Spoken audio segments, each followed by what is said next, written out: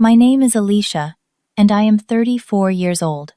That rainy night when my husband abandoned me on a deserted road was the culmination of 3 years of escalating control. As I stood there, soaked to the bone 25 miles from home, I never imagined it would become my moment of liberation. When he drove away, leaving me stranded to teach me a lesson, he made his final mistake. He never expected what would happen next. Before I tell you how I ended up stranded in the pouring rain 25 miles from home, let me know in the comments where you are watching from. If this story resonates with you, subscribe to join our community of survivors who turned pain into power. I had always been career-driven. By my early 30s, I had worked my way up to becoming a marketing executive at Horizon Tech, one of the fastest-growing software companies in Seattle. My days were filled with strategy meetings, creative sessions, and the satisfaction of seeing my campaigns succeed. I loved my job and the independence it gave me. I met Garrett at an industry conference in Portland. I was presenting our latest campaign results, and he approached me afterward with thoughtful questions that showed genuine interest in my work. With his confident smile and attentive gaze, he seemed different from the networking opportunists I usually encountered at these events. "Your presentation was brilliant," he said. "The way you connected emotional storytelling with data analytics is exactly what my company needs." Garrett was the marketing director for a competing firm, slightly older than me, with a polished presence that spoke of privilege and success. He asked me to coffee, which turned into dinner, which turned into the most engaging conversation I had experienced in years. Our romance moved quickly. Within weeks, we were spending every weekend together, either at my apartment in Seattle or his luxury condo, with a view of Mount Rainier. He would surprise me with weekday deliveries of my favorite lunch during busy periods, or text me article links relevant to my projects. He seemed to understand the demands of my career perfectly. "I love how passionate you are about your work," he would say, massaging my shoulders after a long day. "We are going to be an unstoppable power couple." Looking back, there were subtle red flags I ignored. The way he would casually pick up my phone when it chimed with notifications. How he would question why certain meetings ran late. The slight tension in his voice when I mentioned male colleagues. "Just looking out for you," he would say when I called him on it. There are a lot of opportunistic people in this industry. I later learned that Garrett came from significant family wealth. His father owned a chain of car dealerships across 3 states, and he had grown up accustomed to getting whatever he wanted. His parents had high expectations and little tolerance for failure, shaping him into someone who presented perfect appearances while harboring deep insecurities. After 8 months of dating, he proposed during a surprise trip to Napa Valley. The ring was extravagant, the setting perfect. I said yes, without hesitation, believing I had found a true partner who valued my ambition as much as his own. Our wedding was an elaborate affair at one of Seattle's most exclusive venues. 200 guests, custom everything, and a honeymoon in the Maldives. I was so caught up in the romance that I missed how Garrett had taken control of most wedding decisions, gently overriding my preferences with better options. The shift after marriage was subtle at first. Garrett would call multiple times during my workday to check in. He suggested I copy him on my work calendar so we can coordinate better. When I would mention upcoming projects, he would frown slightly. "You are already so busy. Are you sure you want to take that on?" It was during this time that I first met Kyle. Our company had hired him as the new head of corporate security after a data breach.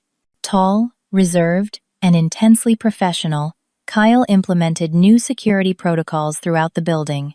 During our first meeting, he barely smiled, focused entirely on explaining the security measures my team needed to follow. "Your marketing department handles sensitive product information," he explained. "You will need to be particularly vigilant." I remember thinking how different he was from Garrett. Where my husband was charming and expressive, Kyle was steady and economical with words. Little did I know how important he would become in my life. The first major argument with Garrett happened 6 months into our marriage. I had missed a dinner with his important clients due to a server crash that threatened to take down our company website. I worked with our IT team until 10 at night to resolve the issue. When I finally got home, Garrett was waiting in the dark living room, a glass of scotch in his hand.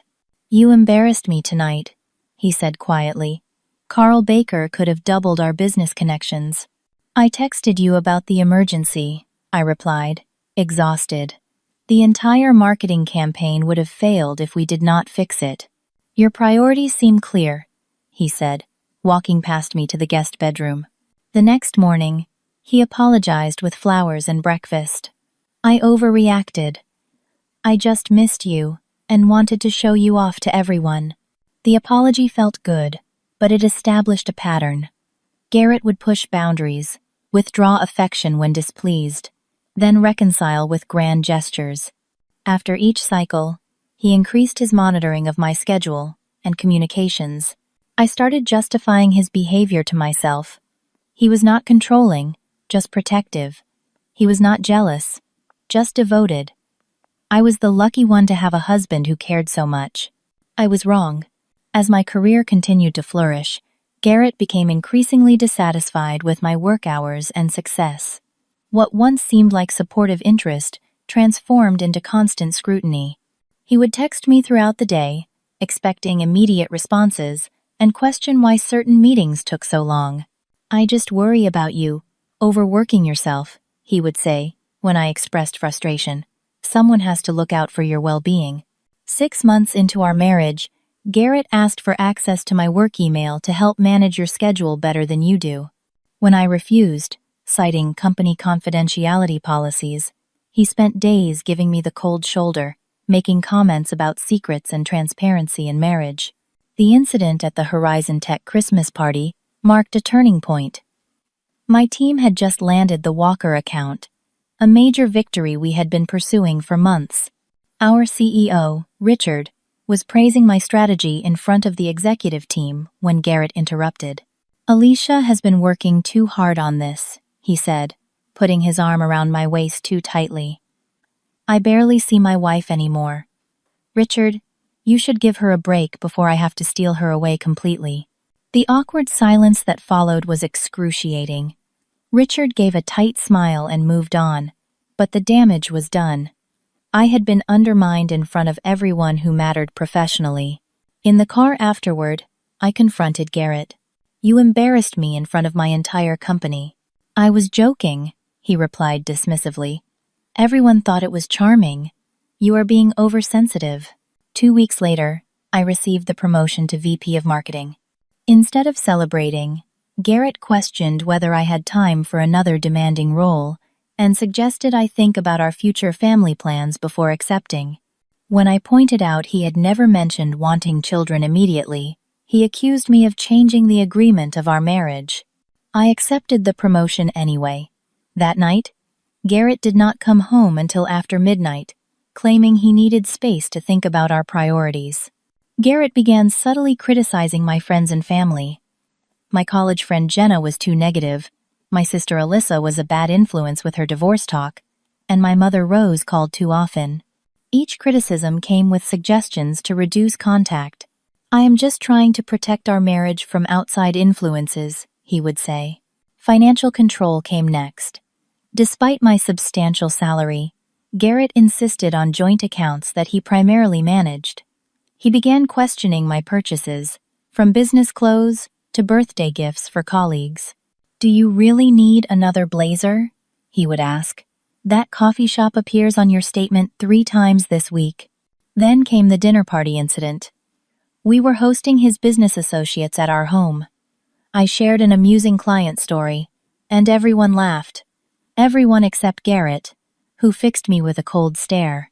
"Alicia has a habit of interrupting more important conversations," he said to the table. "She gets overexcited and forgets her manners sometimes." The room went silent. His friend Victor looked uncomfortable while his wife glanced at me sympathetically. I excused myself to the kitchen, fighting back tears as I prepared dessert.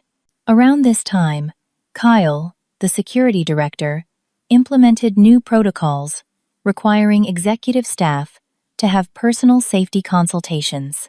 During our private meeting, he remained professionally distant but thorough. Executive positions sometimes attract unwanted attention, he explained.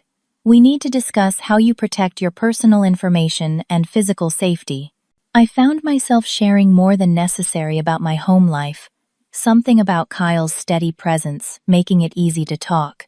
He listened without judgment, asking clarifying questions about my security practices. Your personal safety matters beyond this building, he said before I left. Remember that. The situation with Garrett escalated when he discovered text messages from male colleagues on my phone. One evening, I returned from a shower to find him scrolling through my conversations. Who is Thomas? Why is he texting you at 9 at night about presentations? His voice was frighteningly calm. He is the new product manager. We have a joint presentation tomorrow, I explained, feeling violated by the invasion of privacy. You should have told me, he said, throwing the phone onto the bed. No more secrets. The next day, Garrett had my car fitted with a GPS tracker for safety reasons. He began texting me when I deviated from my usual routes, calling if I was not home exactly when expected. I worry when you are late, he would say. Is it wrong to care about my wife's whereabouts? We had planned a weekend trip to Portland for our anniversary. I had packed my bags the night before, excited for a break from the tension. When I came downstairs in the morning, Garrett was unpacking my suitcase. The trip is canceled, he announced, pulling out a cocktail dress I had packed. If you plan to wear this, clearly your intentions for this trip were not about us. That is for the dinner reservation you made, I explained, bewildered. I did not approve this, he said, gesturing to my carefully packed case. We will go when you can prioritize our marriage properly. As I watched him dismantle my belongings, a realization crystallized. Something was seriously wrong in my marriage. The man I had fallen in love with had been replaced by someone I increasingly feared. The situation took a darker turn when my mother fell ill with pneumonia.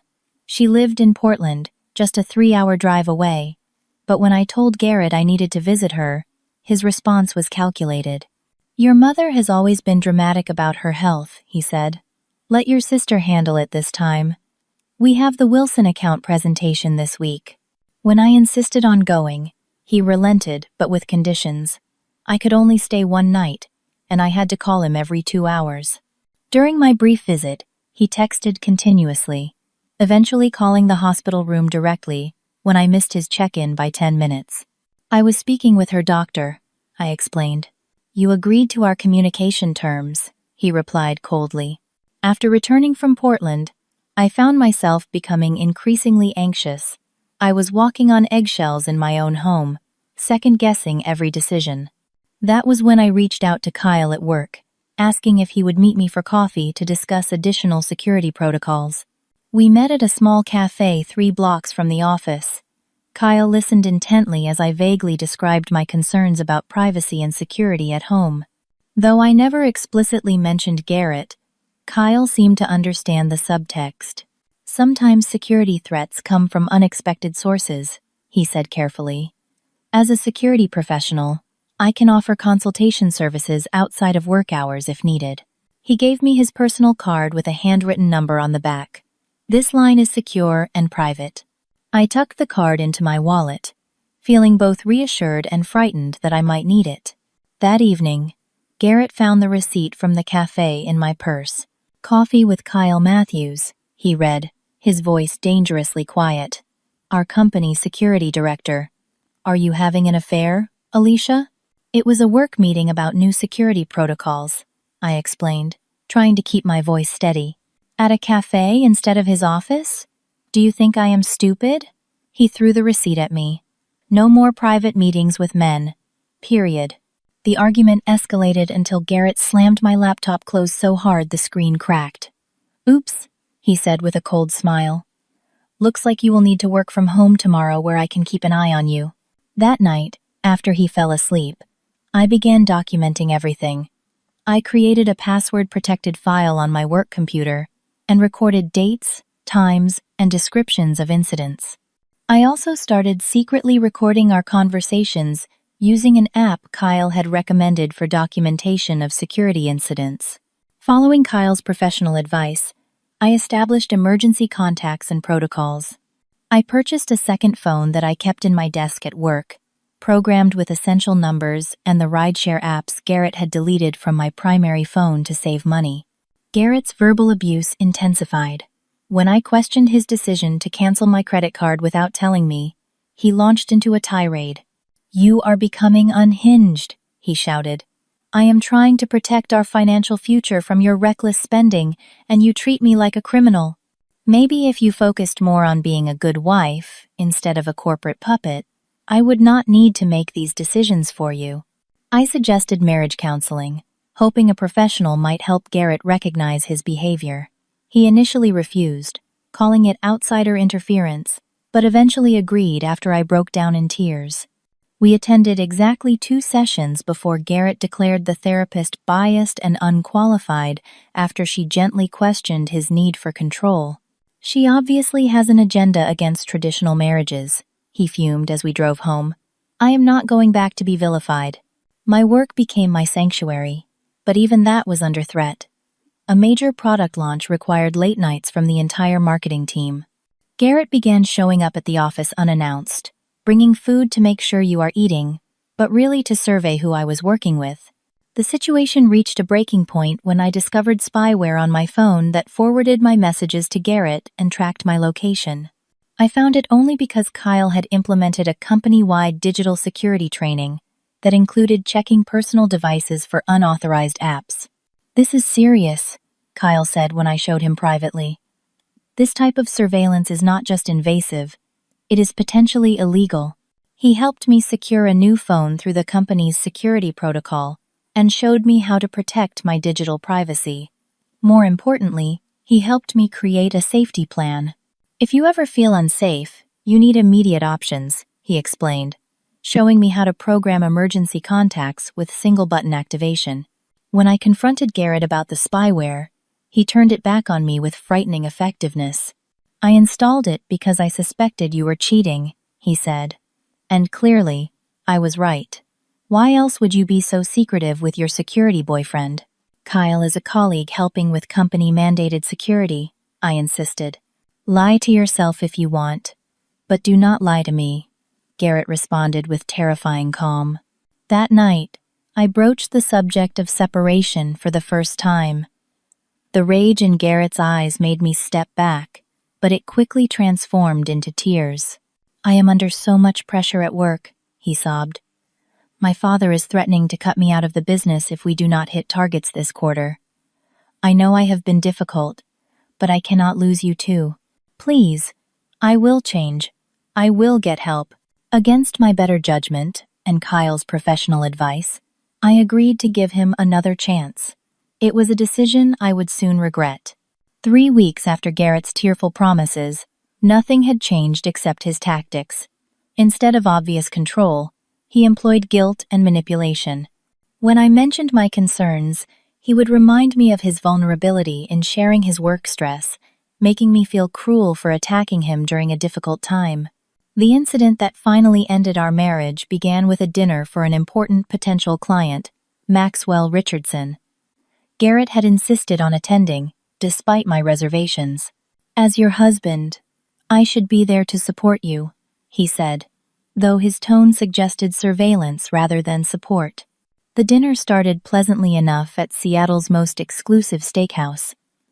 Maxwell brought his wife Stephanie, and initially, Garrett was charm personified.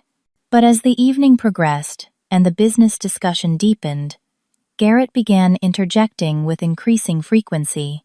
"Alicia tends to overcomplicate these strategies," he said after I explained our marketing approach. "The simpler solution would be..."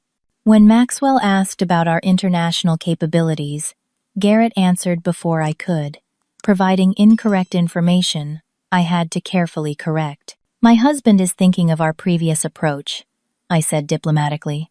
"Our current global strategy has evolved significantly." I could feel Garrett's anger simmering beside me.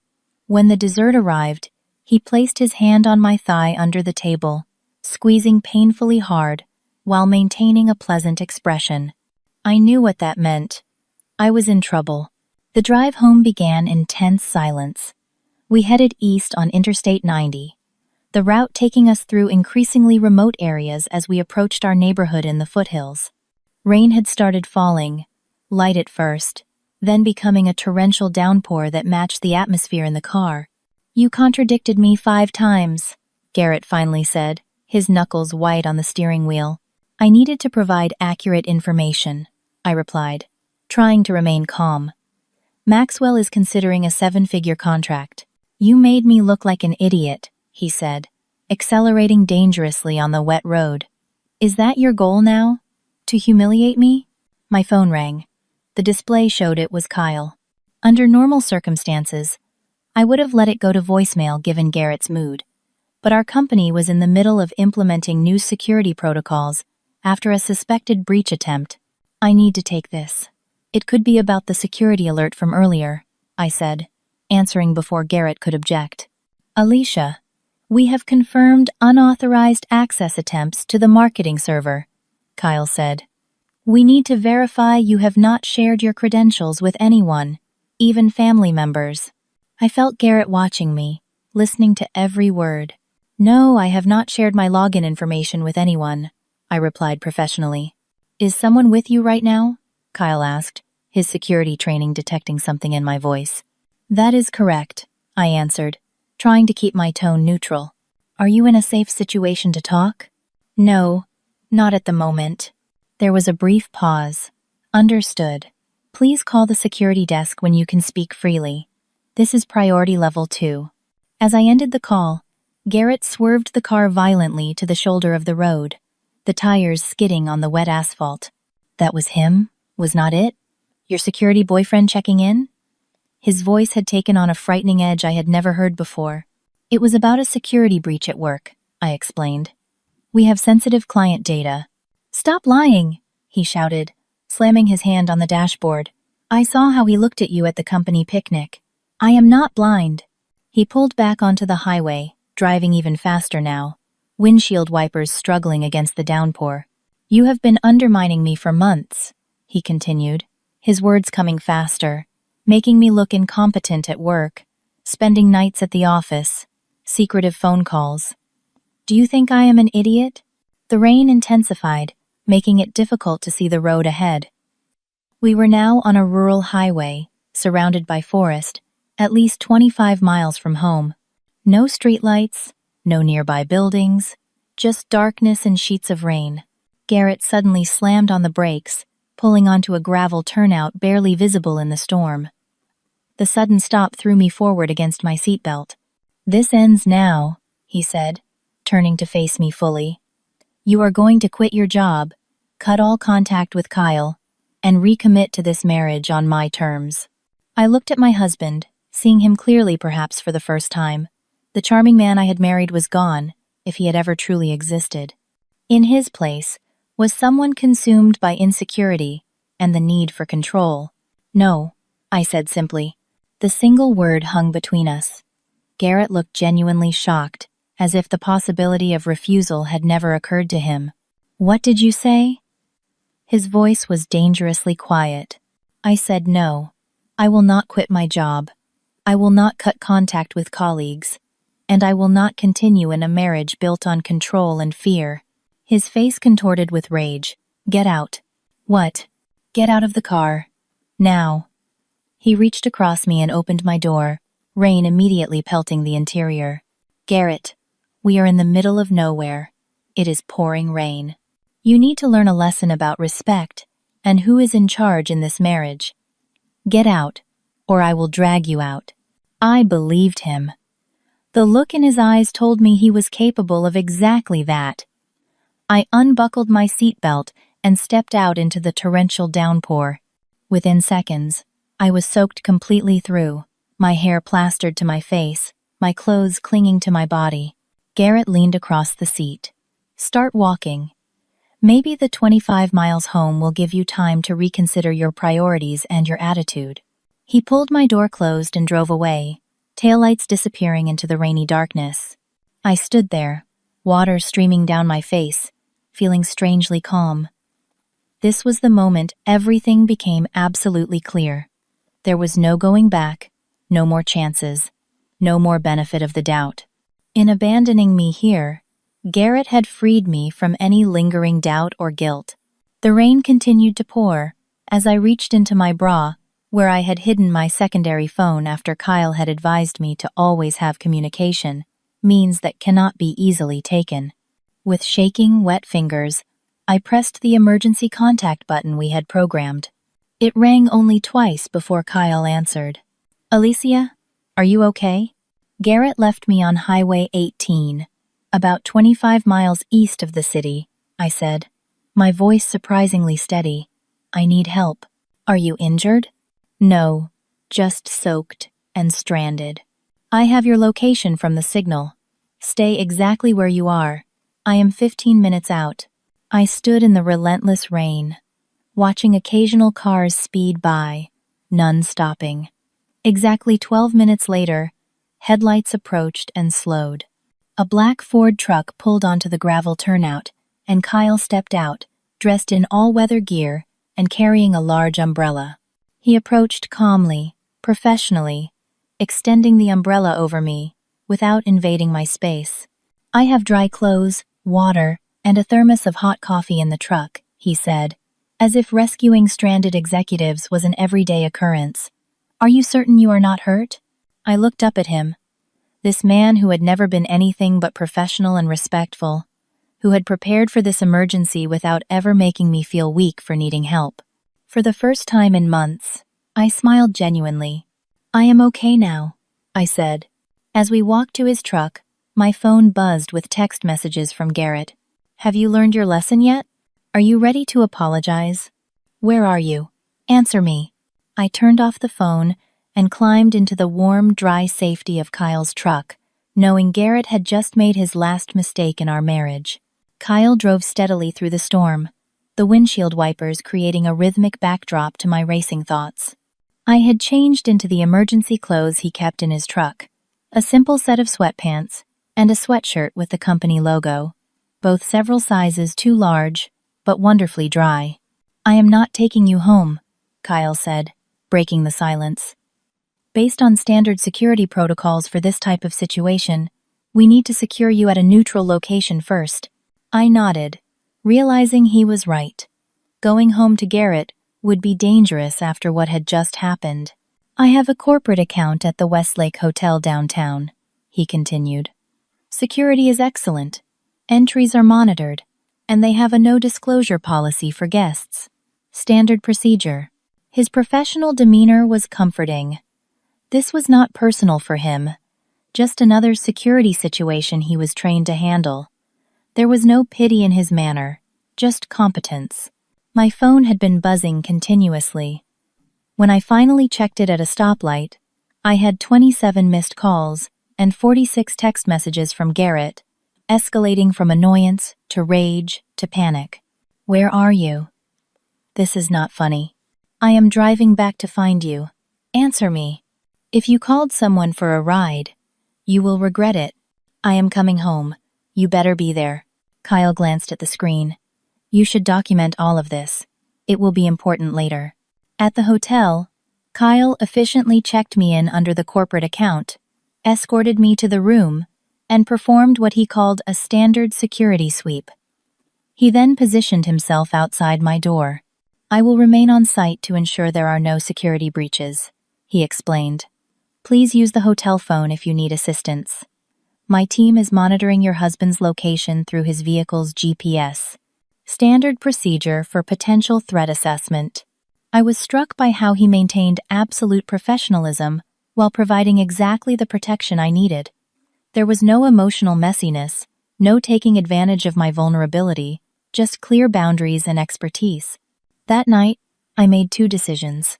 I would file for divorce immediately, and I would get a restraining order. In the morning, Kyle connected me with Amy, an attorney specializing in domestic abuse cases who had worked with the company before. She arrived at the hotel with paperwork already prepared. "Based on what Kyle briefed me about, we have grounds for both an emergency divorce filing and a temporary restraining order," she explained efficiently. The abandonment incident alone qualifies as endangerment, but from what I understand, there is more. I spent the next 3 hours detailing every incident of control, monitoring, isolation, and verbal abuse. Amy recorded everything, occasionally asking clarifying questions while maintaining a composed, professional demeanor similar to Kyle's. "We need to retrieve your essential documents and personal items," Amy said when we finished. "Do you feel comfortable returning to your home with proper security?" The thought of facing Garrett terrified me, but I needed my passport, birth certificate, and irreplaceable family photographs. "I will handle it," Kyle said. "We can send a security team during business hours when your husband is likely at work." Kyle personally led the retrieval operation the next day. What they discovered shocked even him. Hidden cameras had been installed throughout our house, including in the bathroom. Spyware had been placed on every digital device. My personal documents were locked in a safe I did not know existed. "This level of surveillance indicates significant escalation beyond what you described," Kyle noted, documenting everything with photographs. "It substantially strengthens the case for the restraining order." Meanwhile, Garrett had discovered I was not coming home.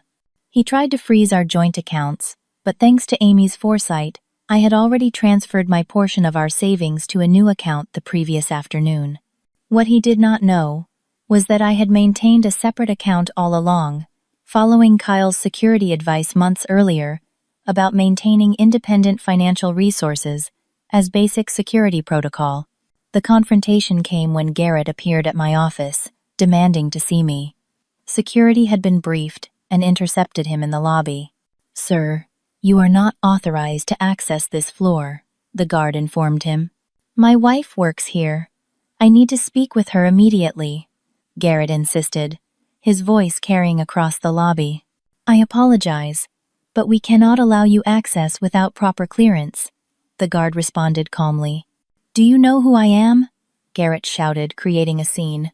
"Call Alicia right now." I watched the security feed from my office, Kyle standing silently beside me. "This is standard behavior for individuals exhibiting controlling patterns when they feel their control slipping," he commented dispassionately. Documentation continuing. Garrett was eventually escorted from the building, shouting threats and accusations. The entire incident was recorded by security cameras and added to our growing file. The restraining order hearing came 3 days later. Amy had prepared meticulously, organizing evidence including text messages, emails, witness statements from colleagues, security footage, and photographs of the surveillance equipment found in our home. Most damning was the discovery Amy's financial investigator had made.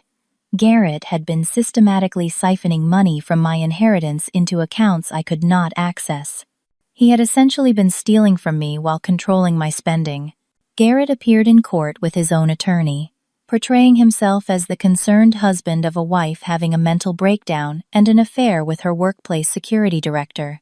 My client was merely trying to protect his wife from her self-destructive behavior, his lawyer argued. The security measures were installed out of concern for her well-being during a period of erratic conduct. The judge, a stern woman in her 60s, reviewed the evidence silently. When she looked up, her expression was resolute. "Based on the preponderance of evidence, this court grants the temporary restraining order for a period of 90 days, she declared.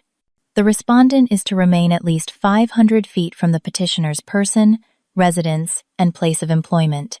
Furthermore, all surveillance equipment must be removed from the marital home within 24 hours, supervised by court-appointed personnel." Garrett's face registered shock, then fury.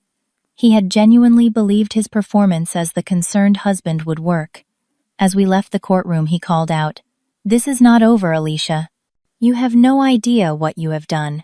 2 security officers stepped between us as Kyle efficiently ushered me to a waiting car. News of our separation spread quickly. Garrett launched a calculated smear campaign, telling mutual friends I was having an affair with Kyle, that I had become unstable due to work pressure, that I had abandoned our marriage without warning. Some believed him. Others, particularly women who had observed his behavior at social gatherings, reached out to offer support. I relocated temporarily to a secure apartment building where several executives lived, with comprehensive security systems and restricted access. The company covered the cost as part of their executive protection program, according to Kyle. That first night in my new apartment, with secure locks, monitored entrances, and the knowledge that Garrett could not reach me, I slept peacefully for the first time in years. The rain that had soaked me on that rural highway had washed away the last of my doubts and fear. I was finally free. Returning to work with the weight of Garrett's control, lifted from my shoulders, felt like breathing fresh air after years in a stuffy room. My team had been briefed only that I was dealing with a personal security situation, but their support was evident in small gestures, from coffee left silently on my desk to offers to handle evening presentations so I could leave before dark. Kyle had implemented new security protocols throughout the building. My office access now required biometric verification, and security personnel discreetly monitored the lobby and parking areas. These measures were presented as general upgrades rather than specific to my situation, preserving my privacy while ensuring my safety. Garrett, however, was not giving up easily. He violated the restraining order 3 times in the first month. First, by sending flowers to my office with a card reading, "I forgive you. Come home." Then by appearing in the coffee shop across from our building, staring at me through the window until security intervened. Finally, by waiting in the parking garage until a security officer spotted him. Each violation was documented, photographed, and reported to law enforcement and our attorney. Amy explained that this pattern was typical. "Abusers often escalate when they lose control," she said during our weekly update meeting. "Each violation strengthens our case and extends the restraining order. We are building a comprehensive record." Kyle continued to provide professional security support, maintaining strict boundaries despite Garrett's accusations of an affair. He never commented on the personal aspects of my situation, focusing solely on security protocols and threat assessment. "Your ex-husband's behavior fits established patterns," he would say, reviewing incident reports. "We can anticipate and mitigate based on known escalation trajectories." His matter-of-fact approach helped me separate emotion from strategy, a distinction that proved crucial in the months ahead. Gradually, I began reconnecting with friends Garrett had isolated me from. My college roommate Jenna flew in from Chicago for a weekend, horrified by what I had endured. "I knew something was wrong when you stopped calling," she said over dinner in my secured apartment. "You used to tell me everything, and suddenly your texts were so brief and formal. I should have pushed harder." "Garrett had convinced me you were too negative," I admitted. "He would check my phone after we spoke and critique everything you said." Reconnecting with my sister Alyssa proved equally healing. She had divorced her own controlling husband 2 years earlier, which explained why Garrett had been so determined to limit our contact. "He recognized me as a threat," she said when I explained his tactics. "I would have seen through him immediately." The most emotional reunion was with my mother. Her pneumonia had worsened after my brief visit, requiring hospitalization. I later discovered Garrett had intercepted messages about her condition, shielding me from unnecessary stress while preventing me from being with her. When I finally visited her in Portland, spending a full week in her home with a security detail discreetly stationed outside, she held me and cried. "I knew something was wrong," she said. "You sounded so different on the phone. So careful about what you said. Why did not you say anything?" I asked. "I tried, sweetheart. 3 times I tried to talk to you about it, and each time you defended him so adamantly, I became afraid of pushing you further away. That is what these men do. They isolate you and make you defend them to everyone who loves you." As divorce proceedings began, more disturbing financial misconduct came to light. Garrett had not only diverted my inheritance, but had taken out loans in my name and maxed out credit cards I did not know existed. Amy's financial forensic team uncovered evidence that he had done similar things to a previous girlfriend, though they had never married. "Financial abuse leaves a paper trail," Amy explained. "It is often the most concrete evidence we can present in court." Garrett's parents attempted to intervene, inviting me to lunch to discuss reconciliation options. I declined through Amy, maintaining the boundaries the restraining order established. They then tried coming to my office, only to be turned away by security. "Your husband made some mistakes, but destroying your marriage is an overreaction," his mother Barbara said in a voicemail. "Every couple has problems. Running to lawyers instead of working things out shows immaturity." I deleted the message without responding, newly confident in my decisions. The guilt Garrett had cultivated so carefully had finally dissolved. The most unexpected support came from Garrett's former girlfriend, Tiffany, who contacted me through Amy after hearing about our divorce from mutual acquaintances. "I lived through 2 years of what you experienced," she wrote. "The monitoring, the criticism, the isolation. When I finally left, he stalked me for months. I wish I had pressed charges instead of just disappearing. You are doing the right thing by creating an official record." Her validation helped counter the narrative Garrett was spreading among our social circle that I was unstable and overreacting. I began therapy with Dr. Eleanor, a specialist in recovery from controlling relationships. Our weekly sessions helped me recognize how gradually the control had escalated and how Garrett had exploited my tendency to see the best in people. "Coercive control works incrementally," she explained. "Small boundary violations that seem insignificant in isolation form a pattern of dominance over time. Your strength is in recognizing it before it progressed to physical violence." Kyle's team continued documenting Garrett's escalating behavior. He began appearing at restaurants I frequented, showing up at industry events he knew I would attend, and once even followed the company car taking me to the airport for a business trip. "He is testing boundaries systematically," Kyle noted, reviewing the latest incident report. "Each encounter is designed to demonstrate your security measures cannot keep him away permanently." Despite Garrett's attempts at intimidation, I refused to withdraw from professional life. When our biggest client, Hamilton Industries, requested an in-person presentation for their board, Garrett somehow learned of it and contacted their marketing director, suggesting I was emotionally unstable and offering to step in himself. The marketing director, Deborah, called me directly. "Your ex-husband reached out with some concerning claims," she said bluntly. "I wanted to hear directly from you before making any decisions." I explained the situation honestly, without emotional embellishment. Deborah listened silently, then responded with unexpected support. "My sister went through something similar," she said. "We will increase security for the presentation and ensure he cannot access the building. The board is looking forward to your insights, not his." That presentation became a turning point. Despite knowing Garrett had attempted to sabotage me, I delivered the most confident pitch of my career. Hamilton Industries doubled their contract, and I was photographed with their CEO for the company newsletter. The article, highlighting the innovative campaign we had developed, was shared across industry publications. It was the first time in years I had appeared publicly without Garrett's controlling presence, and the liberation was exhilarating. Slowly, I began rediscovering interests and passions Garrett had dismissed as frivolous. I joined a hiking group that explored trails around Seattle, reconnected with my love of photography, and even took sailing lessons on Lake Washington.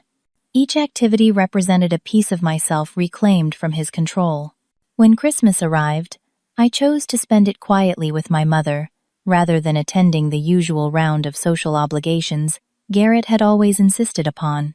We cooked together, watched old movies, and talked openly about the relationship patterns she had observed but been afraid to mention. "You are yourself again," she said, watching me laugh at a silly holiday movie we had loved since my childhood. "I can see it in your eyes." I realized she was right. The weight of constant vigilance, of monitoring my words and actions to avoid criticism, had lifted. I was rediscovering joy in simple pleasures, without fear of judgment or retribution. The road ahead would still hold challenges, but for the first time since that rainy night on the highway, I felt completely certain that leaving Garrett had been not just necessary, but life-saving. 1 year after the night Garrett abandoned me in the rain, I stood at the window of my new apartment, watching another storm roll across the Seattle skyline. The parallel was not lost on me. Rain that had once symbolized one of the lowest moments of my life now represented cleansing and renewal. The divorce had been finalized 3 months earlier.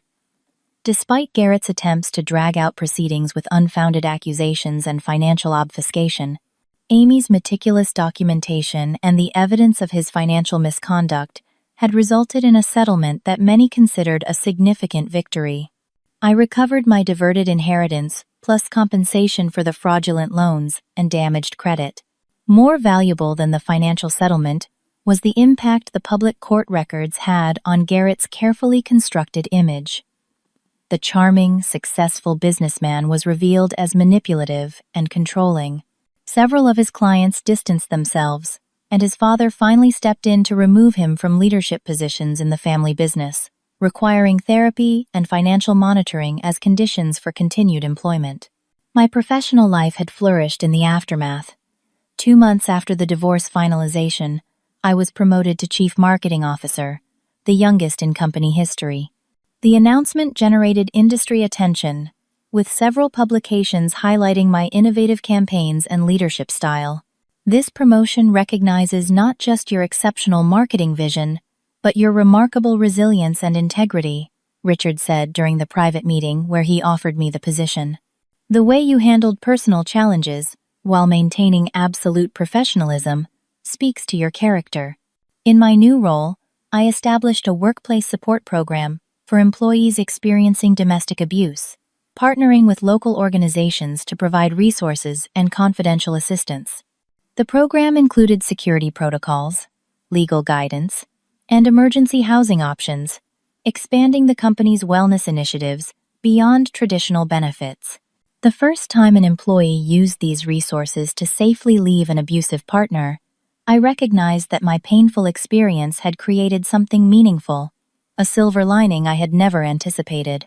My relationship with Kyle had evolved from strictly professional to a respectful friendship. He remained head of corporate security, and we collaborated on expanding the safety program throughout the company. Contrary to Garrett's accusations, our connection had never crossed professional boundaries during my marriage or divorce. Security professionals maintain clear ethical standards. Kyle had explained matter-of-factly when I finally addressed the accusations directly. Exploiting vulnerable clients would violate every principle of the profession.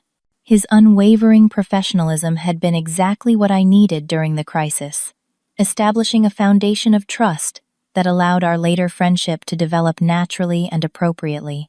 My advocacy work expanded beyond the company. I began speaking at business conferences about recognizing coercive control in professional settings, helping other executives identify warning signs in their own relationships or those of their employees. These presentations always focused on professional impact rather than my personal story, but the message resonated powerfully. After one such conference, a senior executive from a competing firm approached me privately. "You just described my daughter's marriage," she said quietly. "I have been concerned for months but did not know how to name what I was seeing. Thank you for giving me the vocabulary and resources to help her." These moments confirmed I was on the right path, transforming trauma into education that could prevent others from experiencing similar abuse. Therapy with Dr. Eleanor continued, shifting from crisis management to deeper healing. We explored the patterns that had made me vulnerable to Garrett's manipulation and developed stronger boundary recognition.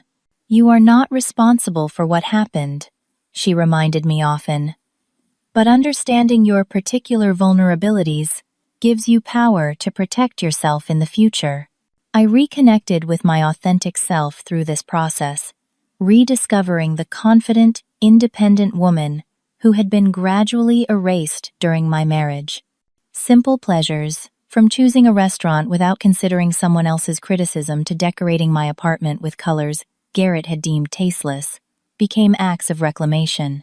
9 months after the divorce, I encountered Garrett unexpectedly at an upscale restaurant downtown. I was dining with colleagues, celebrating a successful campaign launch, when he walked in with business associates. He looked diminished somehow, his confident swagger replaced by a careful restraint. Our eyes met briefly across the room. I felt a momentary tightening in my chest, an echo of old fear, but it passed quickly. What surprised me most was the emotion that followed: compassion. Not for his current situation, but for the deeply insecure person who needed control to feel powerful. I returned to my conversation without acknowledging him further. Later, as we left, he remained at his table, watching, but making no attempt to approach. The restraining order had expired, but he maintained distance, perhaps finally recognizing the consequences of his actions. That moment marked a significant milestone in my healing. I had faced my abuser without fear controlling my response. His power over my emotional state had finally broken completely. The deepest lessons from this journey came gradually, through reflection and integration. I learned to trust my instincts again, recognizing that the discomfort I had ignored early in our relationship had been wisdom trying to protect me. I learned that setting firm boundaries is not selfish, but essential for well-being and safety. Most importantly, I learned that vulnerability does not equal weakness. Sharing my experience, initially with therapists and attorneys, then with trusted friends, and finally through professional advocacy, transformed isolation into connection and shame into purpose. One evening, sitting on my balcony watching the sunset over Puget Sound, I realized I had finally found peace. Not because everything was perfect, but because I had reclaimed my life on my own terms. The woman Garrett had tried to diminish and control had emerged stronger, wiser, and more compassionate. The rain that had soaked me that night on the highway had washed away illusions and pretense, leaving clarity and truth in their place. What Garrett had intended as punishment had become liberation. His cruelty had ended that night, replaced by a journey toward authentic freedom and self-trust. As I share this story, I wonder how many of you have faced similar moments of clarity in your own relationships, that instant when you finally see the truth that has been hidden beneath manipulation and control. If my journey resonates with you, please share your thoughts in the comments below. Your story matters and deserves to be heard. If this story helped you recognize patterns in your own life or someone else's, please subscribe to our channel for more narratives of survival and transformation. Every like and share helps another person find these stories when they need them most. Remember, the moment you choose yourself is the moment everything can change. Thank you for listening to my story. May you find the courage to honor your own truth, whatever that may be.